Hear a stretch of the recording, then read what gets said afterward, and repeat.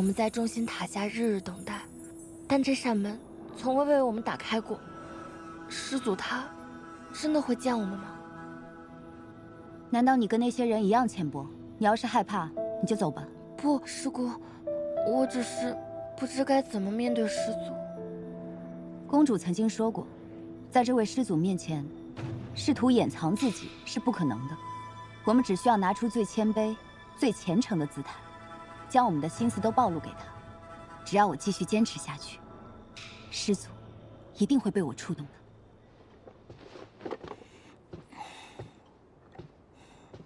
蛇兄真是好心办坏事，我还没好好休息几天呢，又要上班了。弟子前来拜见师祖，还请师祖收下弟子。真是个勇士，竟然主动要求去面对那喜怒无常的祖宗，怪不得人家能当领头大佬，这个思想觉悟真不是盖的。 我要是能跟他换换就好了。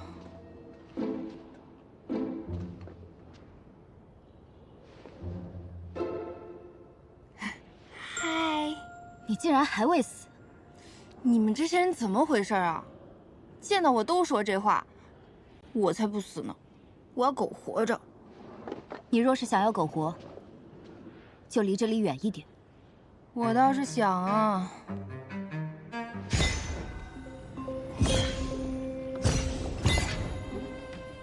这师祖怎么回事啊？让我来上班也不给我个门禁卡，怎么进去啊？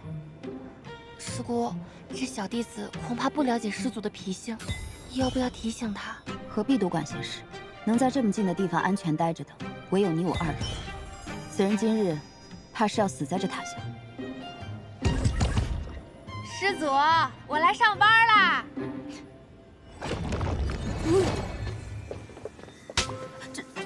这怎么会？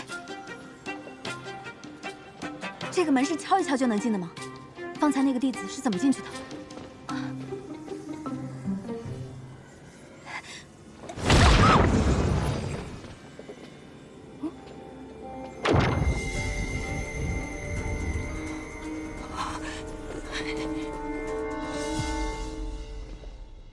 不知道师祖会让我做什么？什么东西？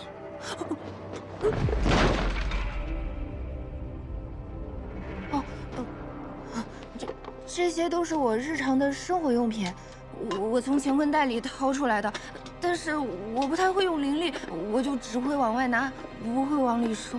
放下你那些破烂，跟我来。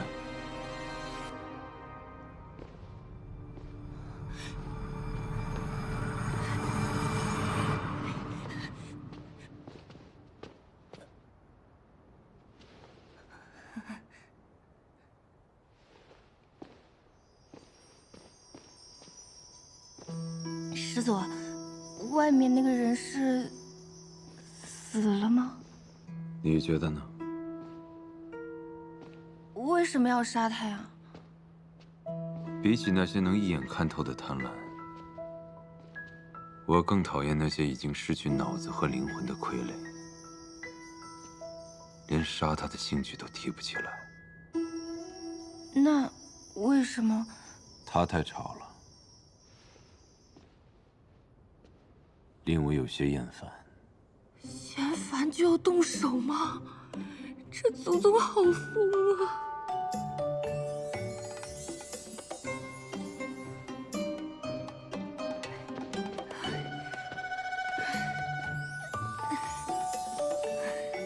好累啊，这比挤地铁还累。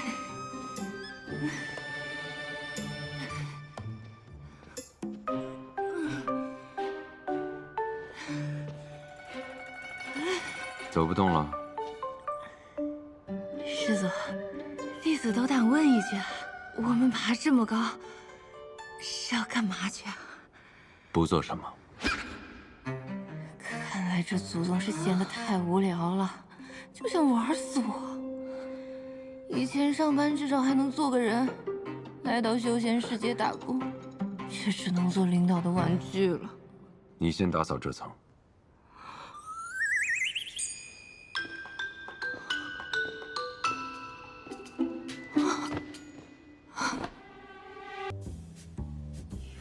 爬楼不爬行不行？不想死就跟上。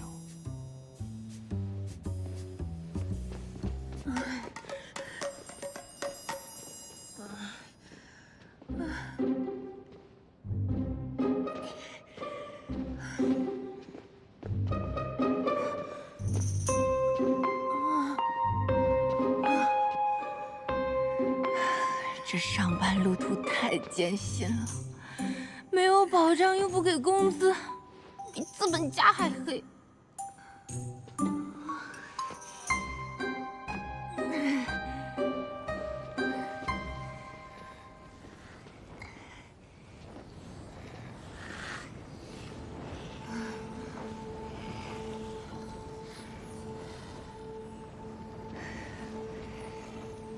以我浅薄的玄幻世界认知，这东西一定十分珍贵。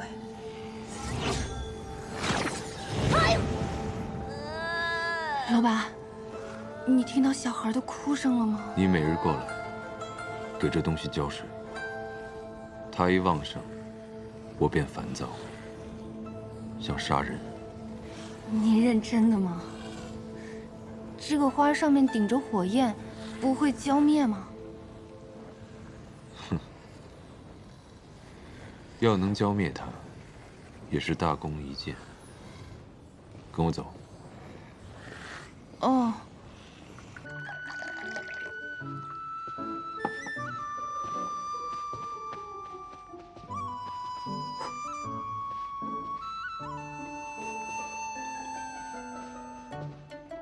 本以为来到修仙世界就不用加班了，没想到这里比现实世界还要可怕。我们那里不加班，大不了就丢工作，在三圣山不加班，可是要丢命啊！我这是造了什么孽呀？到底什么时候才能摆脱这个大魔头啊？你在想什么？啊，老板，我在想，你可以去忙别的，我不会偷懒的。你总说老板，究竟何为老板？老板就是我不停给他干活，他不停给我发奖赏的人。那和养牛马有何区别？哎，你这观点不错啊，我们那儿也有类似的说法。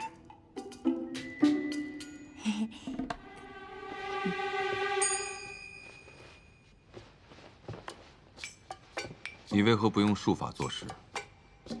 你本就修为不高，才堪堪炼气，而炼气之上还有筑基结丹、元婴化神、炼虚合体、大成渡劫，这辈分也是最低的。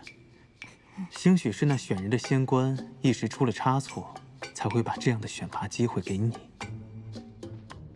我修为好像很低，不太会用。之前脑子受伤了，很多事情不记得了。你喝了我的血，如今至少已经达到筑基的境界。我这就已经筑基了。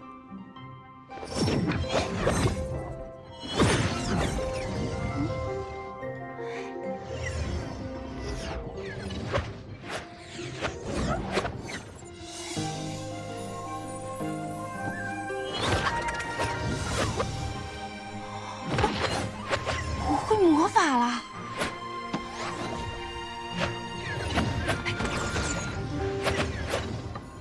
终于放弃掩饰自己的魔域身份了，多少坦诚了几分。快来！哦，怎么换个世界还是不能躺平啊？别人穿越是天命之女，我穿越是社畜之魂，没钱没假期，还要看老板脸色。以前天天敲键盘，现在天天玩抹布。人生不能白烂，快乐至少一半。本来就烦，还要和熊孩子斗智斗勇。哎呦！坏蛋，疼死我！我要烧死你！你还会说话？这里还有别的东西吗？暂停啊！修仙世界，火焰会说话也很正常。火苗小朋友，我也是听老板的安排。那个，你多担待哈。好疼啊！你知道我是谁吗？我管你是谁啊，老板的话我得听哈。不好意思啊，师门专业种地的，你且忍忍，我很快。斗不过师祖而已，可你这小屁孩都还是绰绰有余的。感觉身体要被掏空了，怎么修仙世界的幼崽也这么精力旺盛？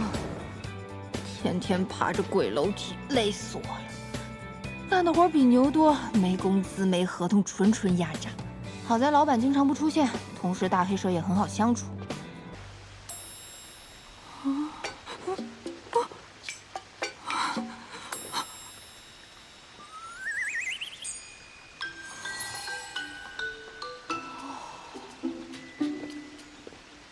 廖师妹，师傅唤你去竹取幽浦找他。廖师妹，师傅，竹取幽浦。师妹不要太担忧，你刚来青谷天，不知那三圣山是师祖修炼禁地，才会擅自闯入的。师傅是不会因此怪罪于你的。快跟我走吧。青谷天，青谷山，这俩怎么这么像？三山科技的魏总你知道吧？他看了你青谷山的案子，觉得不错。你今天晚上连夜赶去青谷山，明天一早亲自去拜访他。廖师妹，算了，说多错多，先演着吧。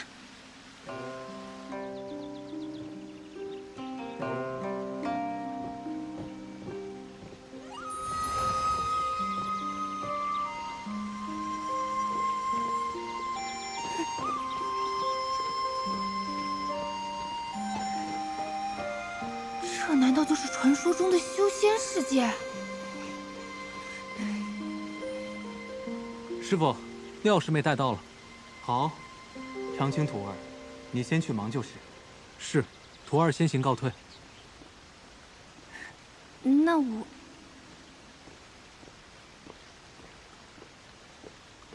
庭院徒儿，为何还不进来？让为师探查下你灵府情况。看来我这个身体姓廖名庭燕。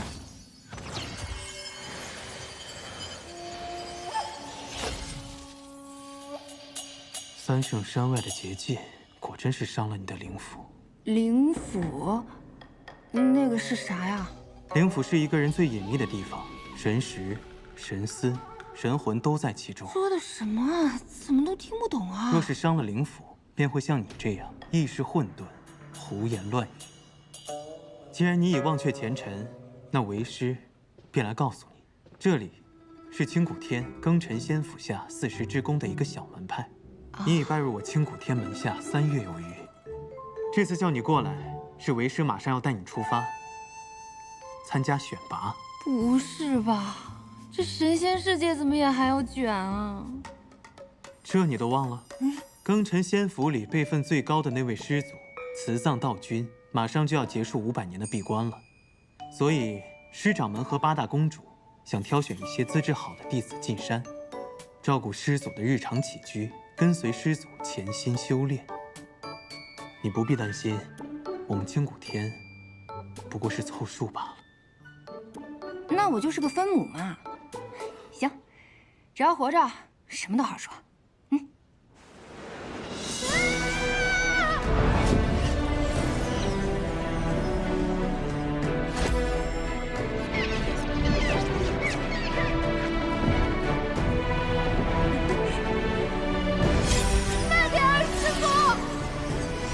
徒儿莫要害怕，在你脚下，便是绵延8888里的庚辰仙府。开山至今已有几十万年，最初建立庚辰仙府的始祖，乃至后来每一代的掌权者，皆姓司马。如今，庚辰仙府的最后一位司马，便是这位即将出关的慈藏道君。哦，看来这位师祖在你们这里是那种说一不二的大人物啊。师祖，自然是最德高望重的。整个庚辰仙府，就是因为师祖才得以拥有充沛的灵气。至于师掌门，他是内府的掌权者，师世历代负责侍奉、守护司马一族。啊。而内府又分为8大宫，8大宫下面，则有着我们这些小门派。咦，师傅，既然师祖已经出关了，他为什么不出来，还要选人进去啊？这个嘛，为师也不是很清楚。兴许是师祖喜爱清静，不愿出山吧。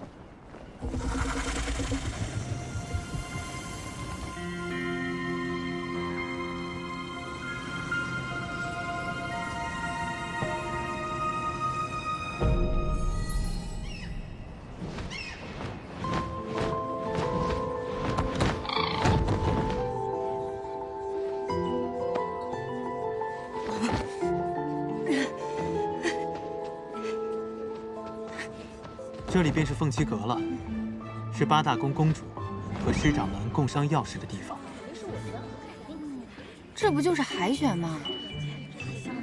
不知道师祖喜欢什么样的弟子？师祖当然喜欢资质好、修为高的弟子。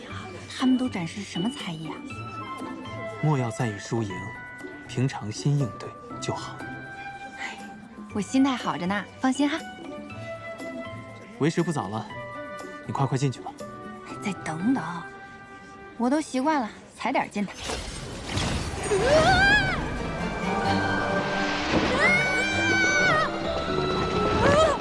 干什么呀，冒冒失失的？哪个宫的呀？不好意思啊，你们继续。这位是哪一脉的师妹呀？你好，我是40之宫新古天一脉的邓阳真人门下的弟子。原来不是师妹，是师侄呀。哦，那见过师姑。您看着比我大好几百岁，您叫我声孙女我都能答应。你少奉承我，像你这种修为低等之人，居然同我们一同参加选拔。说出去怎么有种凉凉的感觉？简直就是天大的笑话，是不是啊？就是没什么本事，就凭这脸生得好看。谢谢，你说话真好听。你说什么呢？就是谁夸你？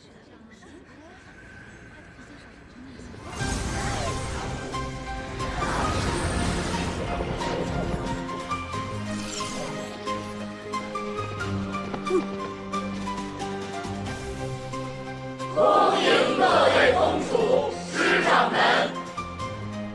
今日，各位公主们将从在场的众弟子中挑选100人，进山侍奉师祖，照顾师祖起居，伴其修行。选拔正式开始，众弟子只需静心盘坐，打开天灵，静候佳音。是。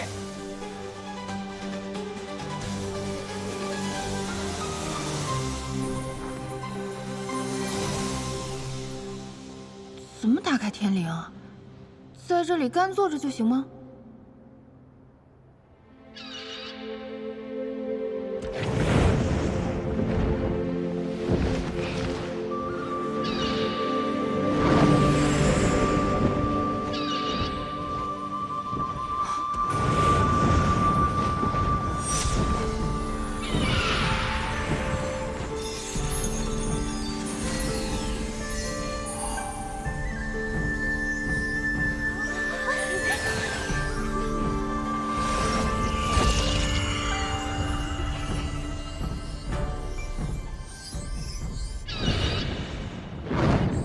我不是来凑数的吗？谁给我买出头位了？搞错了吧？我没有中选，这个3连根的废物怎么选上了？我这个废物也想问呢。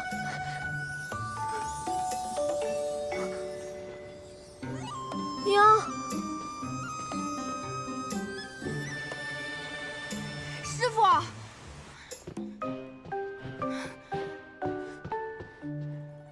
庭燕徒儿，听闻你竟中选了，为师甚是欣慰，与有荣焉呐！我清谷天自开创以来，不是说好了我只是走个过场的吗？怎么就被选中了？你能不能跟上面反馈一下？我不想去，有的是人抢这个 offer。什么佛？总之，我愿意把这个机会让给别人。可我们青谷天只是四十之宫下面一个小小的门派，能够入选已然是大幸了，哪有推辞的道理呀？再说了，这是师掌门和八大公主共同做下的决定，已经没有更改的余地了。怎么修仙世界也有这种职场压力啊？我只想当个美丽的废物，而且我对这什么都不了解。那万一我把这个师祖惹生气了，他不高兴了，我可担不了责。你也莫要担心，虽然为师也未曾见过那位慈藏道君，但听着道好，想来也是一个宽厚、慈和的长者。你若是无心侍奉祖宗，想来他也不会为难你的。三圣山灵气鼎盛，你此次前去，定能提升修为啊！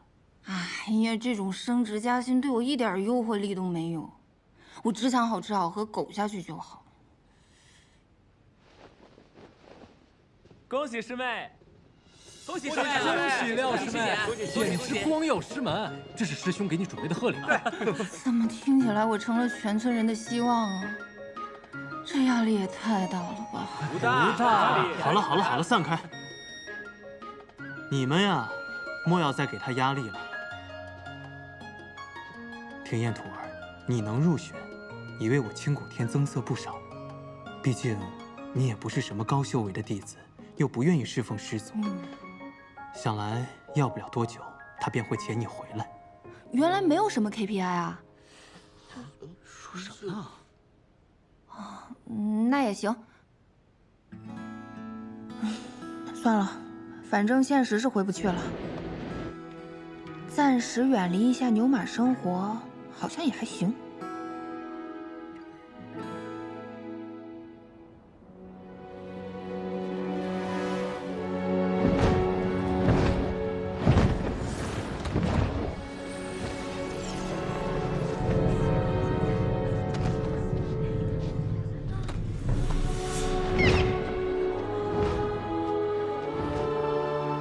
这便是三圣山了。我怎么什么也看不见啊？三圣山的神圣，岂是你一个普通三灵根能够领略的？此处曾飞升过3位圣人，自师祖慈藏道君闭关以后，此处已闭山500年，无人再进入过。听起来像是个隐藏大副本啊！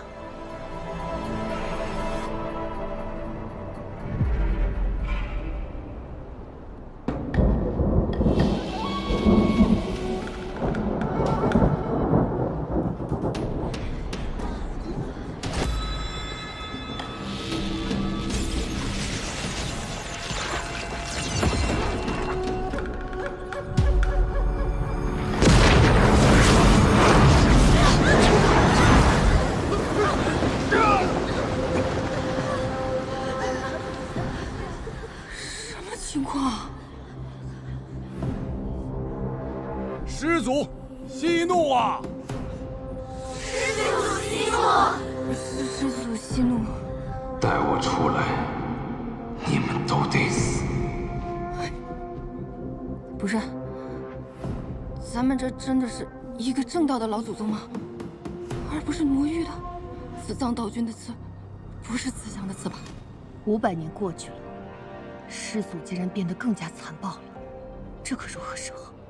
若不好好安抚师祖，庚辰仙府这延绵几10万年的大宗门，恐怕就要断送在我们这一代手中了。师祖，弟子施千缕，今日特携弟子百命进山，来侍奉师祖。进来。逆生，你是我所有弟子中最优秀的。天之宫的希望就放在你身上了。是，公主。这修仙世界的老板一发怒，员工就要流血吗？我还是不要去了。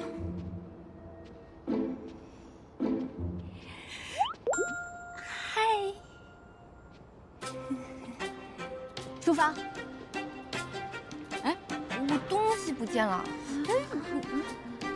东西掉哪儿了？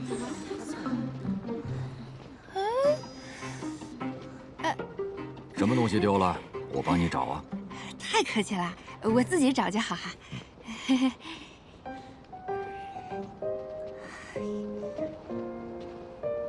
啊！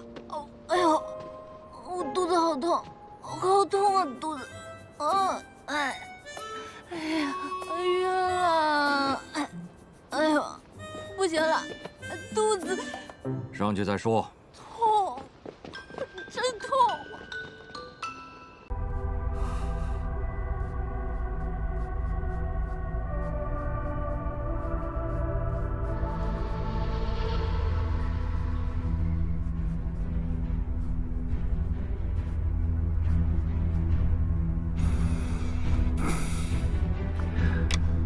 大功告成。哼，小子，谁让你站起来的？扰乱考核纪律，知道会是什么后果吗？我已经答完了。答完了？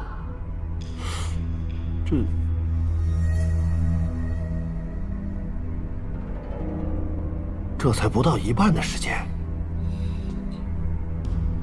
你出去吧。什么时候开始第2轮考核？交完卷，我们自会批阅。你通过了考核，会通知你的。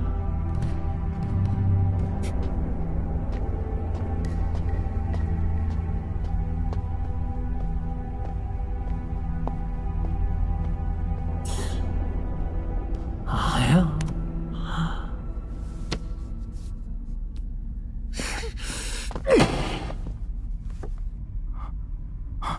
这小子简直太嚣张了！如果让我抓住了他胡乱答题，看我怎么收拾他！陈兄，何必跟一个小孩子置气？来，让我现在就看一下他的卷子，好让他死得明白。我看直接扔到垃圾桶得了。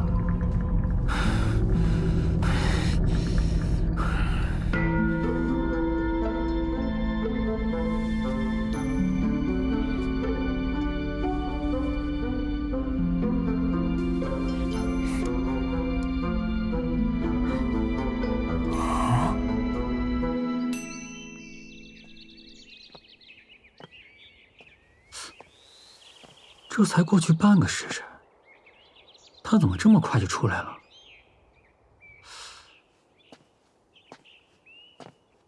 哼，就知道他没通过考核。不过就算没写出来，也不至于这么快就自暴自弃吧？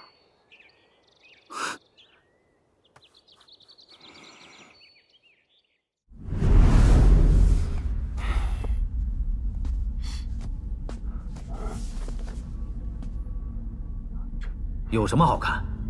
那小子难道还能写出花来不成？陈兄，你快过来看！啊！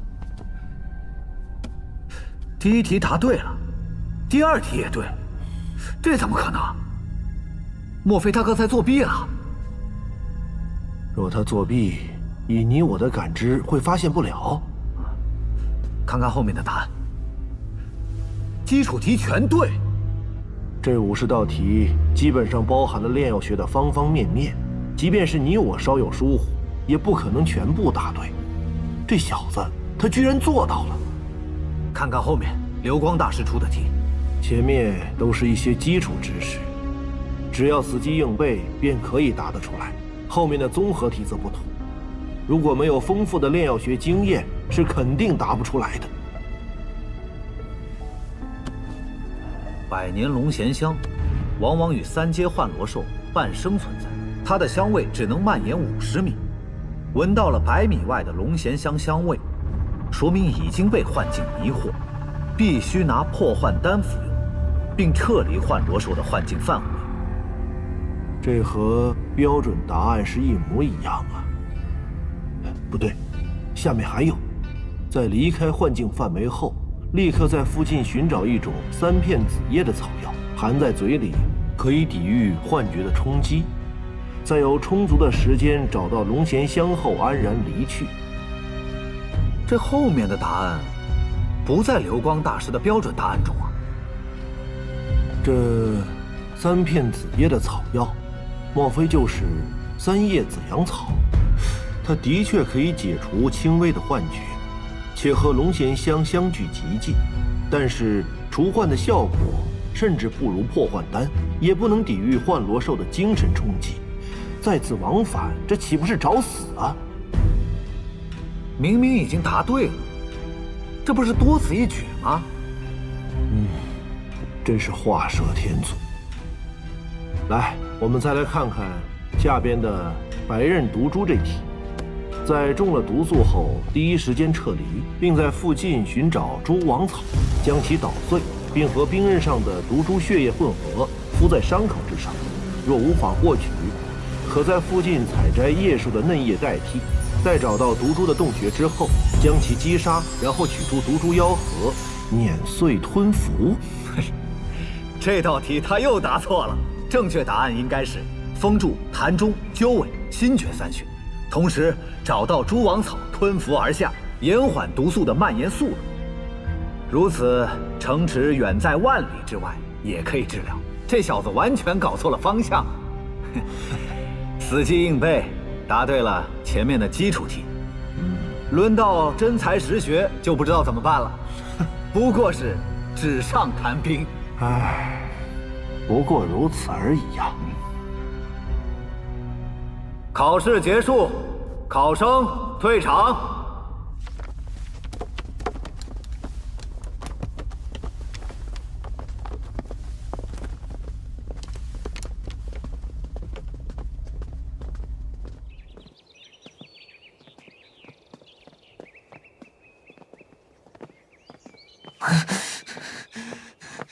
老天爷啊！我怎么这么倒霉？怎么这么难？这次不行，下次努力呗。清晨，试卷考得怎么样？看来这次真没什么希望了。还好，还好。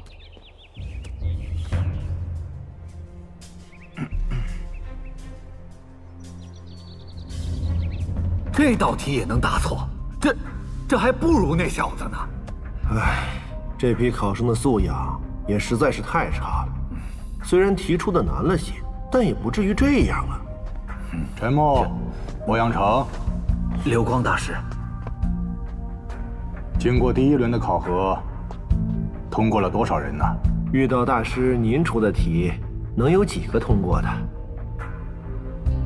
我出题虽然有些刁钻，但只需要细心分析，任何1品的炼药师都能给出正确的答案。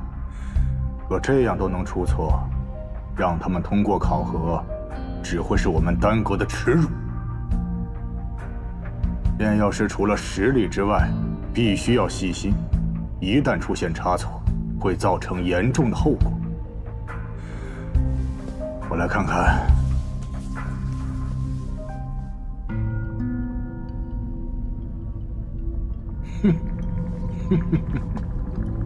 你看这个，连阳菊草和阳菊花都分不清楚，一个是清心润肺的药物，一个却是剧毒之物。若是让这样的人通过了考核，以后炼制丹药的时候出错，该追究谁的责任呢？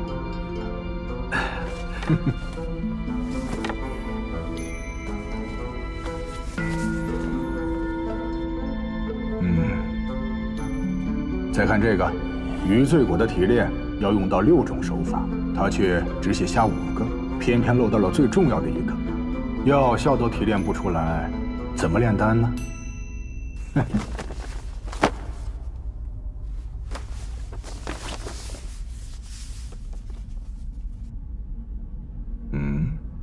这个70分，貌似成绩不错嘛。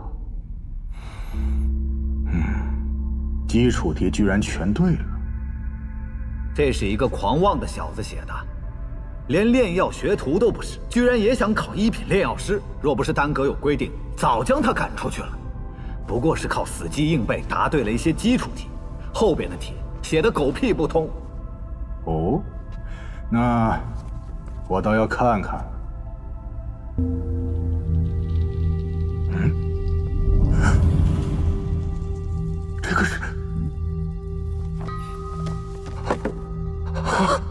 妙啊！居然想到了用三叶紫阳草来抵御幻罗兽的攻击，成功采摘到了龙涎香，既脱离了危险，又取得了龙涎香，一举两得，实在是妙啊！这……可三叶紫阳草不是只能解除轻微幻觉吗？你懂什么？三叶紫阳草的功效确实是破除轻微的幻觉，功效不及破幻丹的1/5，但它若和破幻丹结合到一起，能让破幻丹的功效提高1倍以上，完全可以抵御幻罗兽的攻击呀！哎，莫非他这道题是答对了？何止是对呀，而是比我给出的答案更胜一筹。再看下一个，妙啊！用蛛王草和白刃毒株的血液混合，或者是用叶树的嫩叶取替，涂抹在伤口，再去击杀白刃毒株。他是怎么想出来的呀？哎呀，你看这，刘大师，他这道题也答对了，简直是完美呀！这，白刃毒株的血液同样含有剧毒，但蛛王草和白刃毒株的血液中的毒素可以产生反应，涂抹在伤口之上，能暂时的免疫数个时辰白刃毒株毒素，恢复行动能力。除此之外，叶树的树叶同样具有相同的功效，只是时间略短而已呀。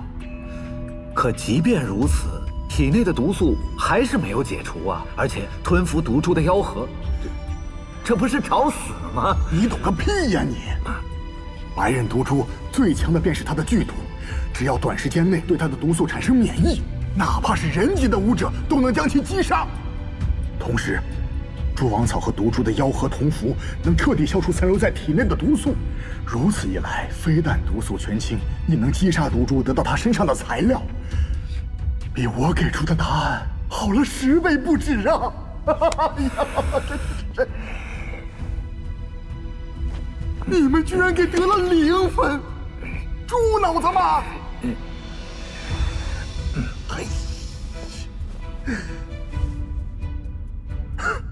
妙啊！遇到火焰雄狮，居然还有这样的方法脱困。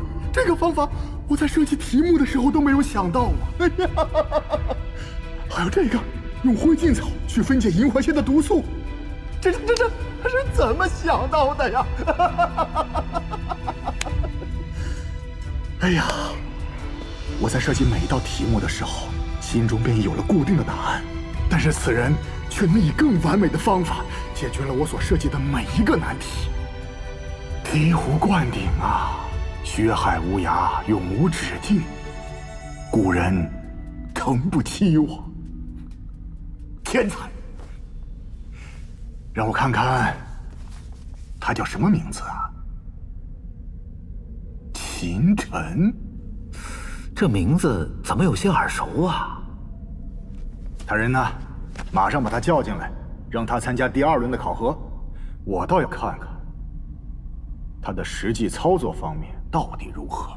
不好，在您来之前，我们已经派人去通知结果了，恐怕那个秦晨现在已经离开了呀。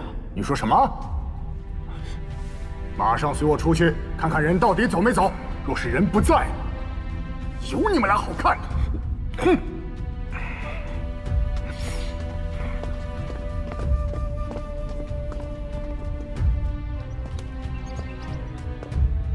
经过欧阳导师和陈木大师的批改，成绩已出，现行公布。魏震。啊，是我，大哥！我就说我在炼药一途上很有天赋的嘛。安静。魏真。多谢。赵灵山。李清风。王启明。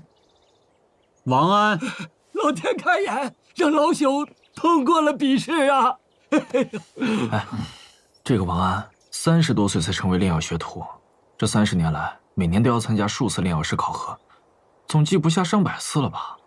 可始终没有成为一名炼药师。你们几个通过考核的，收拾收拾，跟我进来吧。且慢，为何我不在名单之中？没你名字，便是没有通过考核。我不可能没通过笔试。不可能，秦晨，你以为你谁呀？哼！好了，没你名字便是没有通过考核。你若再阻碍考核，别怪我不客气。秦晨，你以为炼药师的考核是那么容易的吗？可笑！哼！那我们先进去了。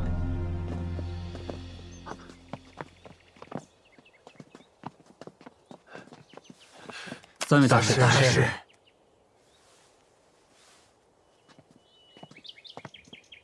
谁是秦晨？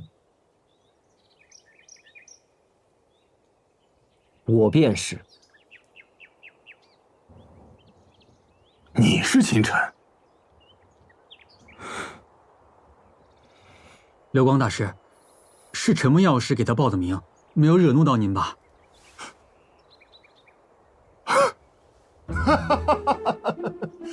果然是英雄出少年呐！好，很好。看来我大玄国丹阁未来有望了。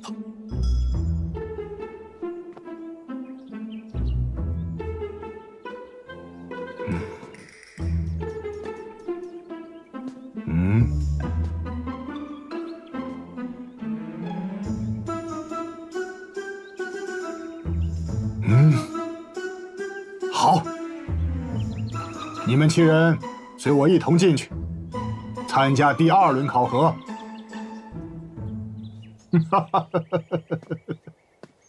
各位请。陈上藏得好深啊！这，哎，秦晨，不，他都能考上，是啊，我怎么又没通过啊？第2轮考核是随机考核炼药10项操作中的1项，此次第2轮考核将考核诸位的控火能力。控火能力怎么办？怎么考？之前考核不就是变药什么的吗？10项操作中，也轮不到控火呀。炼药的10项操作分为变药、分药、热鼎、控药、控火、明丹等。这其中变药是最为大众所熟悉的，也是作为一名炼药师所具备的最基本的技能。以往的考核也都是考这一项。大哥，想不到流光大师会考控火。众所周知，控火能力的大小是一名炼药师能否炼制出精良丹药的前提。若是连控火这一细节都做不好，谈何成为一名真正的炼药师？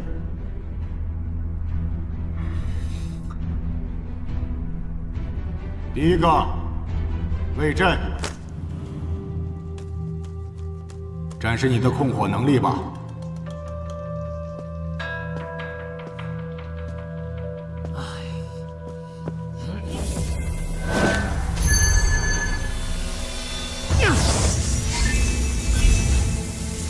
丹火分为很多种类，包括震火、真火、妖火、地火、天火等。其中，震火、妖火是后天所得，为外火；而炼药师自身真气所形成的火焰为真火，属于内火。炼药学徒没有专门修炼过火系功法，无法形成真火。掌握震火是炼药师最基础的。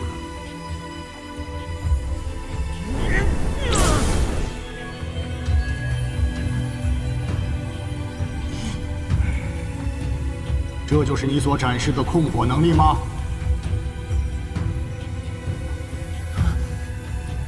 将你面前的火焰分为3朵，呈品字形，展示一下。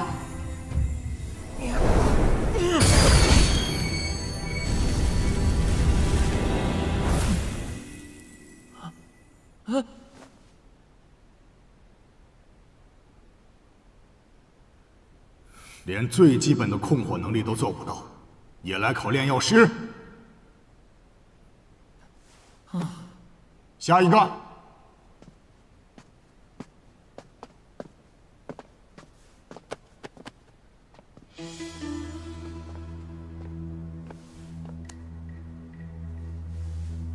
众所周知，控火，表面上考验的是炼药师控制火焰的能力，实则上却是考验炼药师精神力的强弱以及细致能力。这可是一项十分复杂和繁琐的过程，对灵力的要求极高。就凭你们几个，哼！所以还是让我来给你们展示一下吧。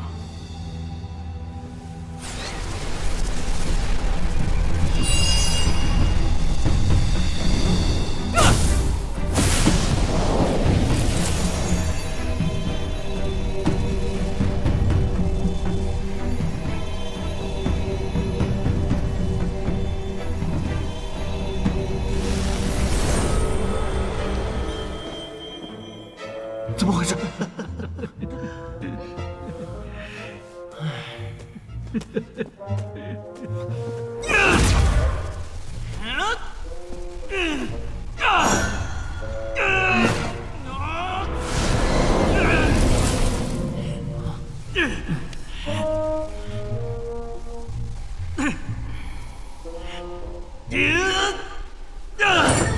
燃起来吧！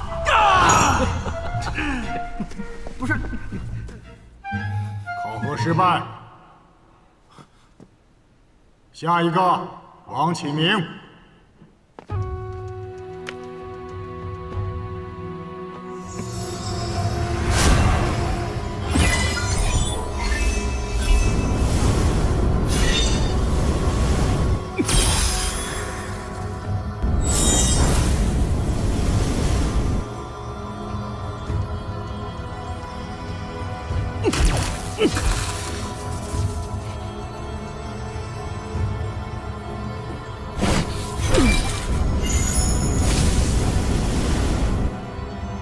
你也退下去吧。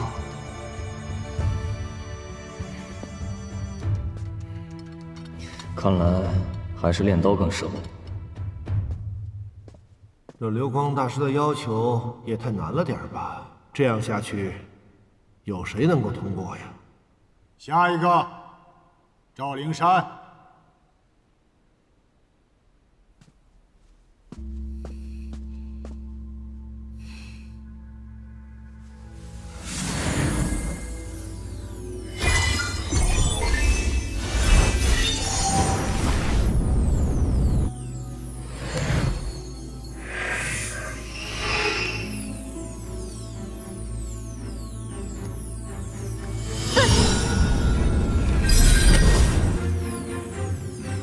不错，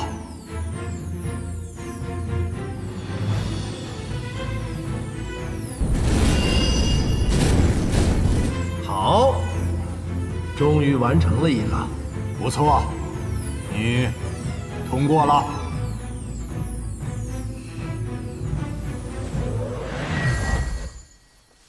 谢三位大师。下一个。李清风，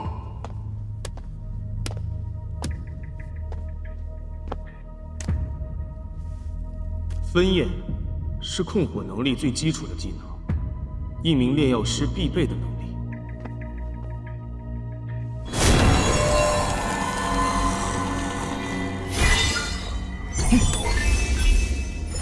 其实流光大师出的题目很简单，只要明白了火焰的属性。明白了聚火阵的运转，再加上一点点精神力的掌控，便很容易完成考核。三朵火焰是火焰结构里最基础的结构。一名真正的炼药师，在1阶精神力下，若是想要完成5朵，也并非难事。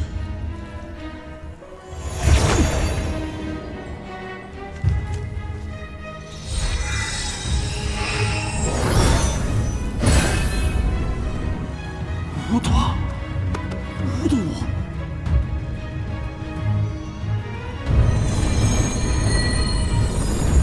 简直是天才啊！焰分5朵，并且操控得如此自如，能力非凡呐！啊，还算不错，你通过了。多谢流光大师。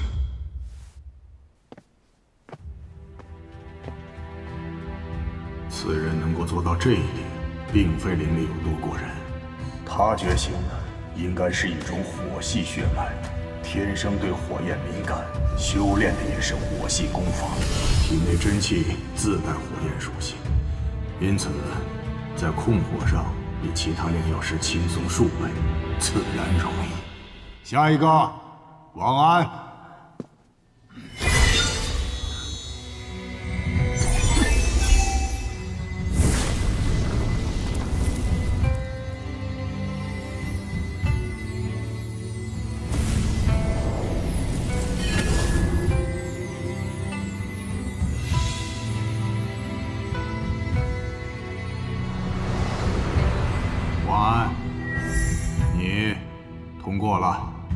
竟然通过了3个。本以为第2轮考核会难到极致，谁想到6个人当中竟通过了3个，这也是超出预期了。下一个，秦晨。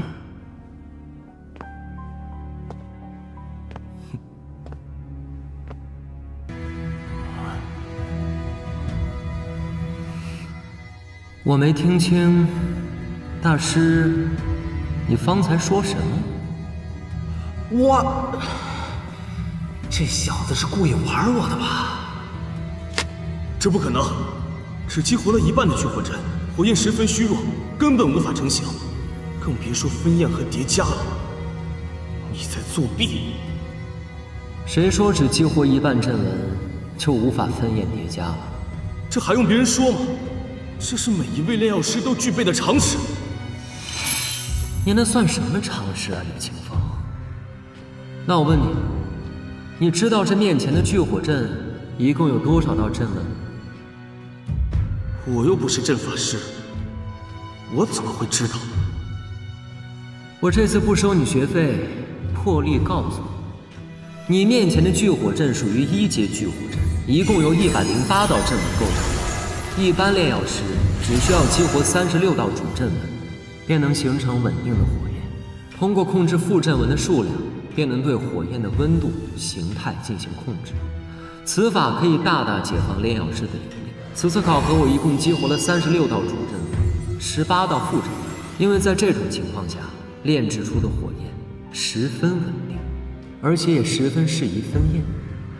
这就是我为何只激活了一半阵纹的原因所在。这才是常识。简直胡说八道！我练控火这么久，从没听说过你们这些理论。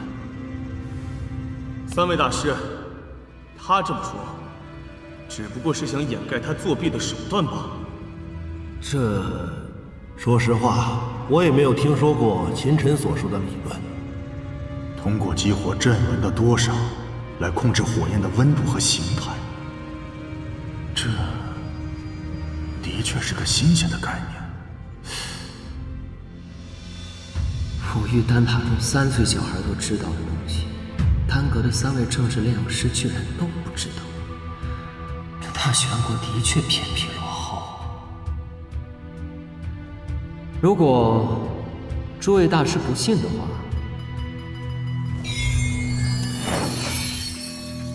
就亲自试试喽。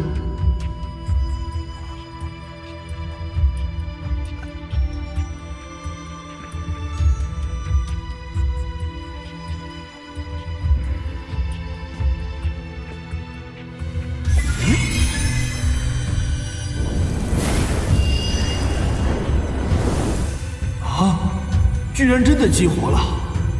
这团火焰颜色较暗，温度也较低，但是结构的确十分稳定，即便不用精神力的控制，也没有一点溃散的表现。这等理论，我们之前居然都不知道啊！其实，只激活18道副阵纹，可以解放炼药师80%的灵力。别说验分3道了，5道、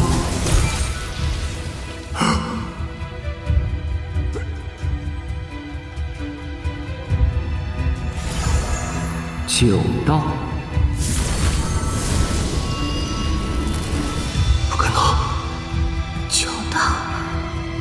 都轻而易举。这怎么可能？这难道便是？这难道便是传说中的九焰宝塔法？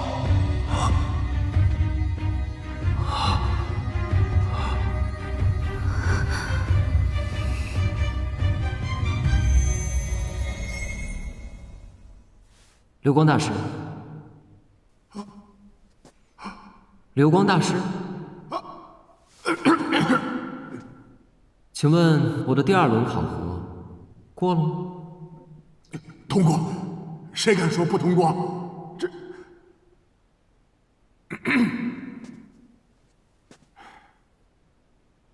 赵灵山、王安、李清风、秦晨参加第3轮的考核。多谢大师。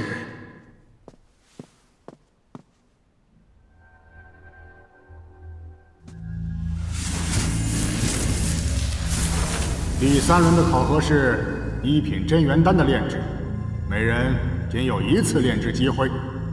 现在开始吧。太好了，1品真元丹的炼制并不难。这次考核我定要成功。上一次年末大比大意输给了你，这一次我一定要赢。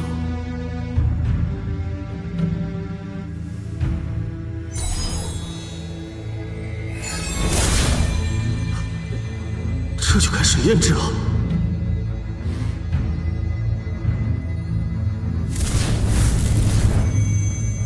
炼药过程复杂千变，前期的准备工作一定要细致到不能再细致才能开炼。1品真元丹虽说是常见的1品丹药，但炼制过程一点都不简单呐。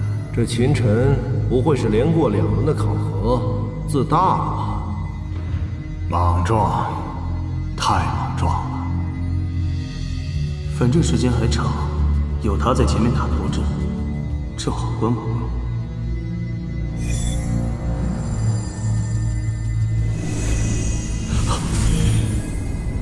什么？这……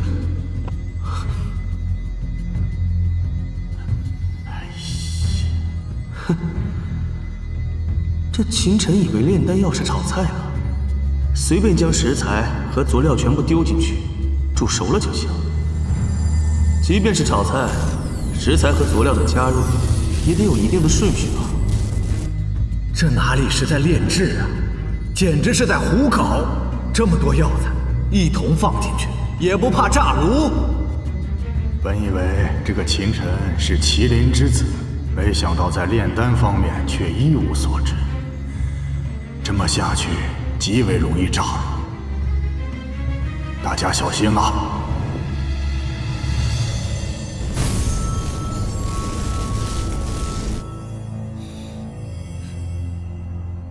哪里的药响啊？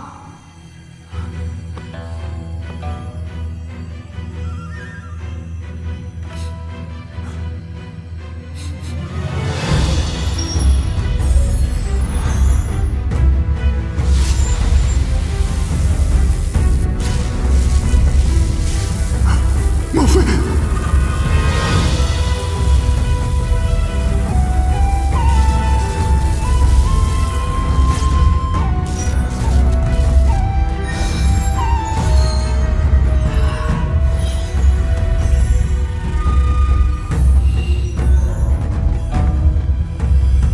？3位大师，我的已经炼制好了。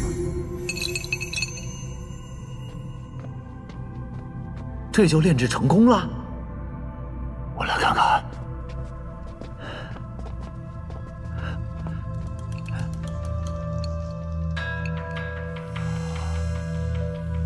丹药饱满滚圆，通体纯白，如艺术品般完美无瑕。十分光滑，而且手指上没有沾染任何的药粉。只是这颜色为何是纯白？正常的真元丹不都略带青色吗？莫非是上等真元丹？即便是你我，也不可能一炉炼制出12枚上品真元丹吧？这不是上等真元丹啊！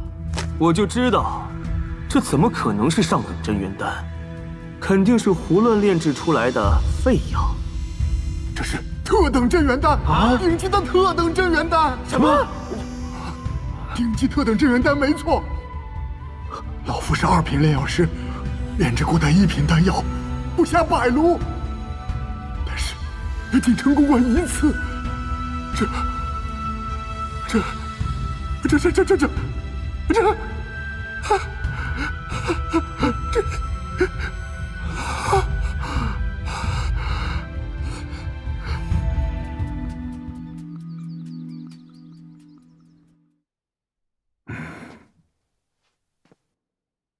距离考核结束还有半个时辰，诸位还是抓紧时间吧。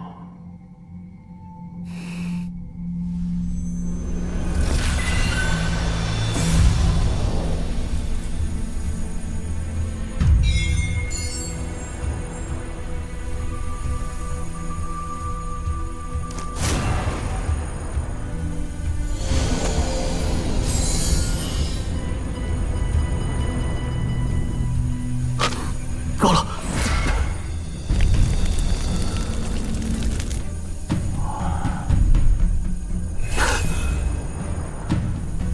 若不是秦晨，我怎么可能会犯如此低级的错误？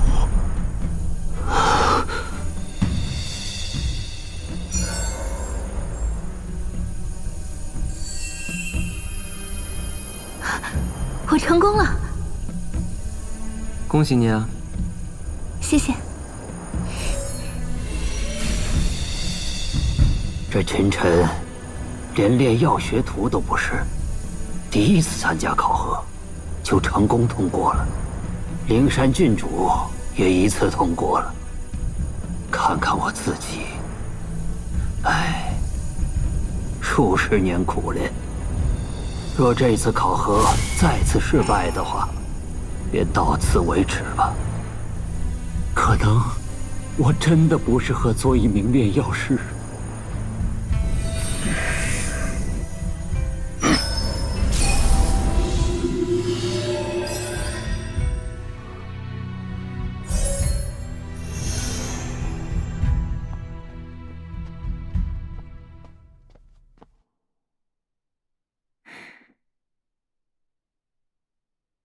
6粒下等1品真元丹，2粒废丹，王安第3轮考核通过。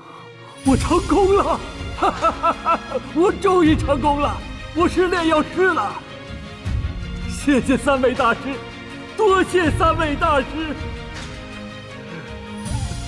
好了，今天通过考核的，可以凭借考核通过凭证，去兑换1枚1品炼药师徽章，并在丹阁注册在案。今天的考核就到这里。多谢流光大师。秦晨，你且留下。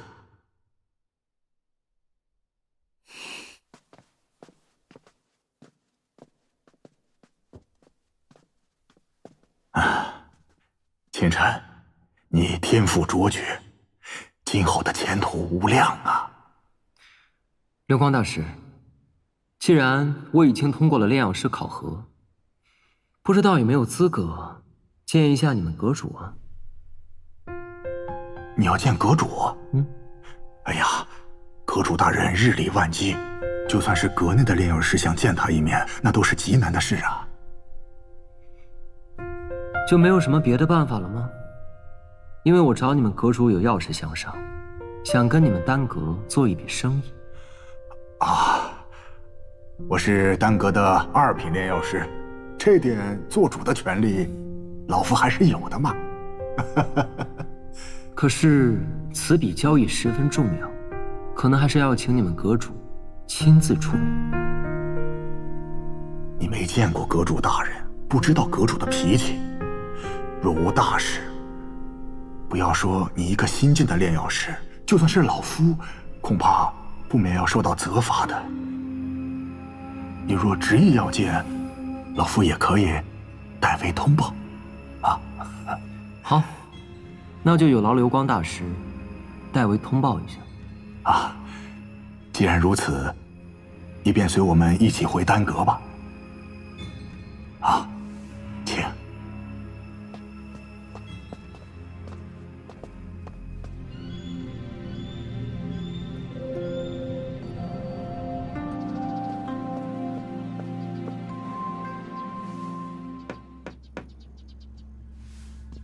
阁主大人，属下刘光。今日考核一名新进的炼药师，他说想要见您一面，跟丹阁谈一桩生意，必须要阁主亲自定夺。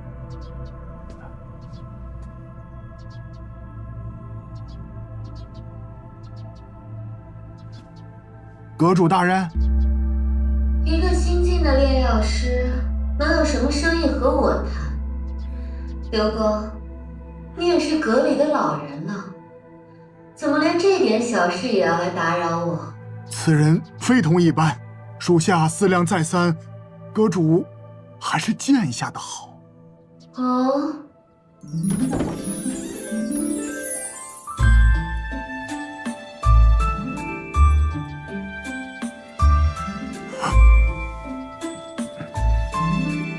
那你倒是说说，此人怎么个不一般？啊，新晋炼药师是一名18、19岁的少年。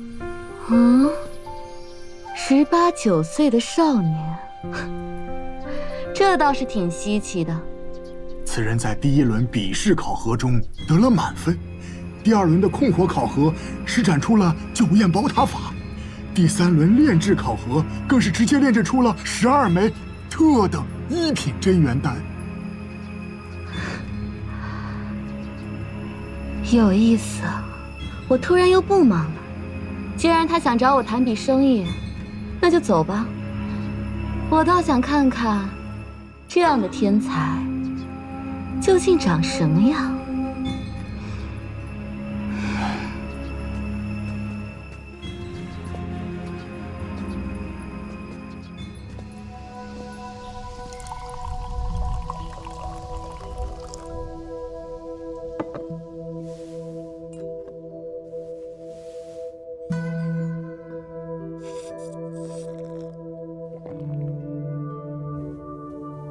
是个女人。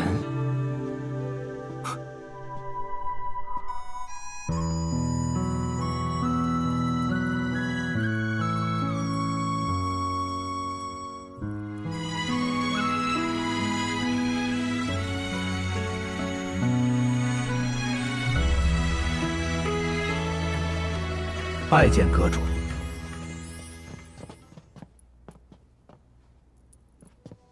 你就是那个非要见我的新晋炼药师？清晨，这便是我们丹阁的阁主萧雅，还不快快行礼？那前尘拜见萧雅阁主。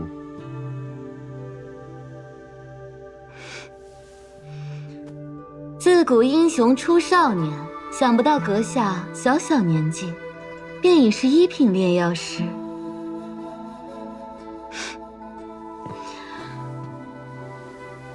听说你要和我丹阁做笔生意，不知什么样的生意，非要本阁主亲自出马？阁主大人莫急啊，不如让流光大师将我方才炼制的1品真元丹拿来，让阁主品鉴一下。那好，我就看看公子炼制的丹药，是否真如流光所言那般厉害。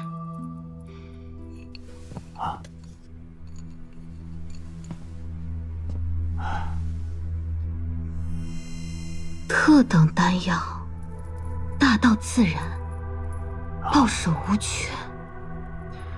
阁主大人，不妨品鉴一下此药的功效。真元丹而已，有什么不同吗？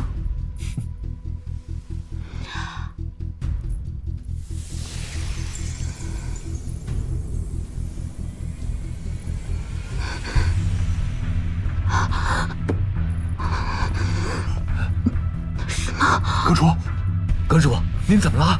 不会是这丹药有什么问题吧？秦晨，你到底对阁主做了什么？我没事。阁主应该感觉到了吧？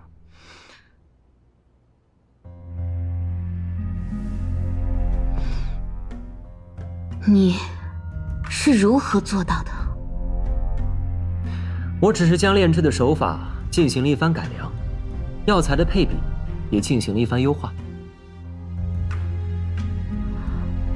改变炼制手法，就能将这药力提升1倍？什么？这同样的材料，药力却提升了1倍，这怎么可能？你们也品尝一下。是。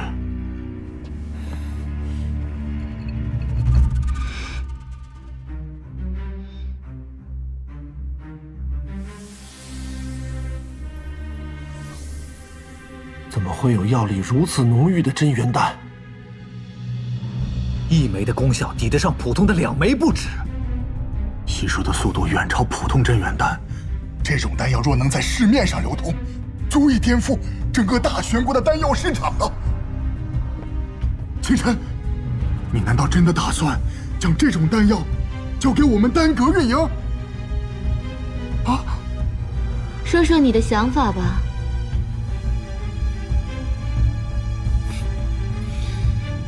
所有的药材和炼制成本全由丹阁负责，我要利润的50%。不提供药材，不参与炼制，还要分50%利润，你这哪里是合作嘛？分明是抢劫呀！真元丹本身就是薄利，我丹阁既出材料又出人力，还要分你50%的利润，着实是有些过了。你这丹药虽好，可我丹阁却未必有多少利润。谁说我要交易的只是这1品真元丹了？你什么意思？我这儿有一张2品真元丹的上古丹方，不知道阁主有没有兴趣？你说什么？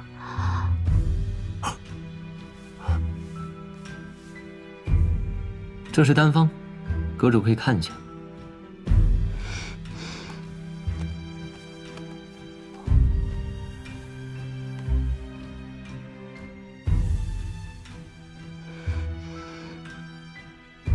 阁主，这丹方是真的吗？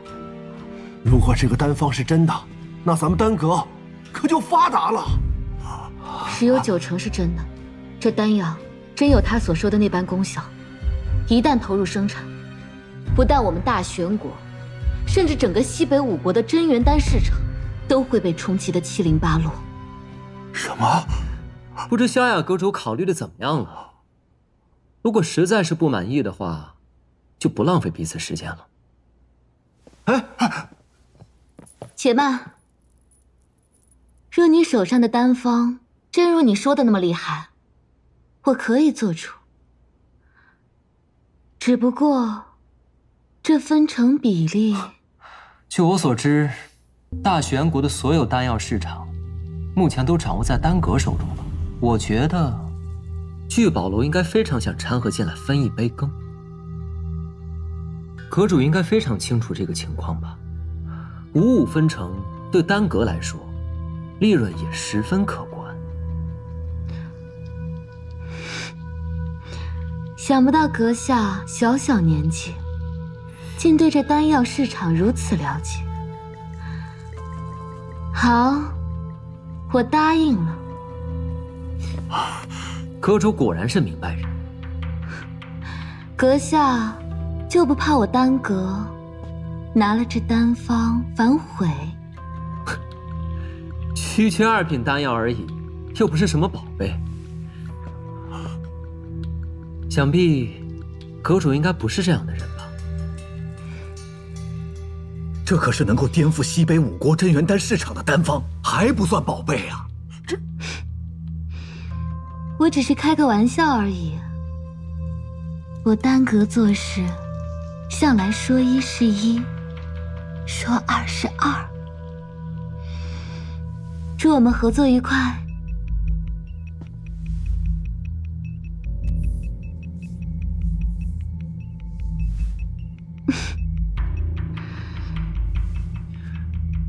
此次合作除了这枚丹方以外，还希望阁主能帮我炼制几枚丹药。这是所需的药材。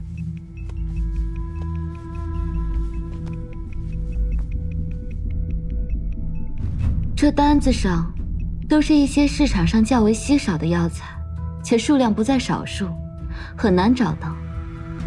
你什么时候要？10天左右吧。等药材集齐了，派人通知我便可。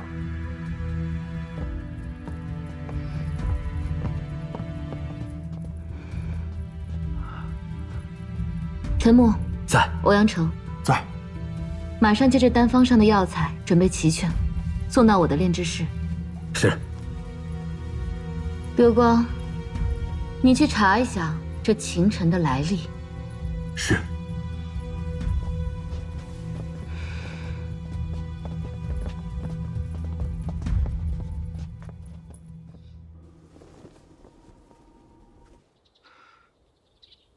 阁主大人现在应该已经开始炼制了吧？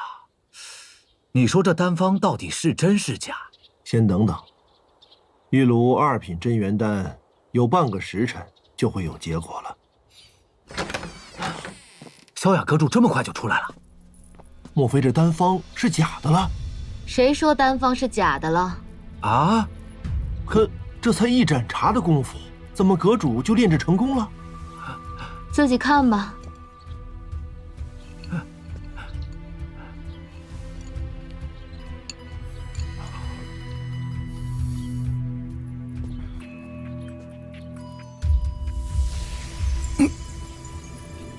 这怎么会有如此恐怖的真元丹？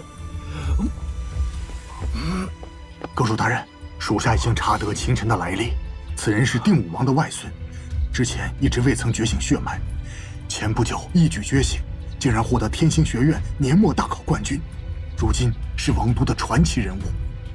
哼，看来此人背后之人非同一般啊。大人的意思是？你们不会以为他一个少年会凭空拥有如此珍惜的上古丹方吧？在他背后，定然另有他人。您是说定武王？定武王虽强，也只不过是在大玄国罢了。此人背后之人，绝对超过了5国层次。传闻定武王的女儿秦月池当年拒绝陛下诏令，离家出走，后来未婚先孕，能让这等女子折服的男人，岂会简单？现在看来，果然非凡。